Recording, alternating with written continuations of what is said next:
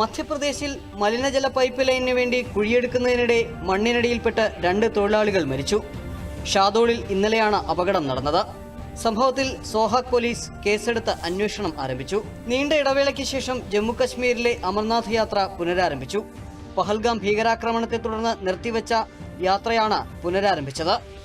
16-ാം സംഘത്തിലെ 7908 തീർത്ഥാടകർ ഇന്ന് രാവിലെ ജമ്മുവിൽ നിന്ന് യാത്ര തിരിച്ചു.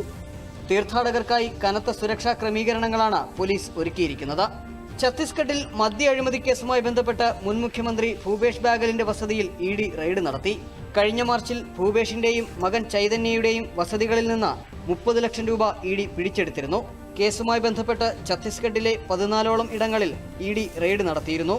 കേന്ദ്ര സർക്കാരിന്റേത് പ്രതികാര നടപടിയാണെന്ന് ഭൂപേഷ് ബാഗൽ പ്രതികരിച്ചു.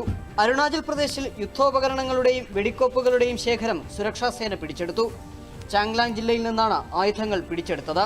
AK-47 ഗ്രനേഡുകൾ, തദ്ദേശീയമായി നിർമ്മിച്ച വെടിക്കോപ്പുകൾ തുടങ്ങിയവ പിടിച്ചെടുത്തതായി അസം റൈഫിൾസ് അറിയിച്ചു.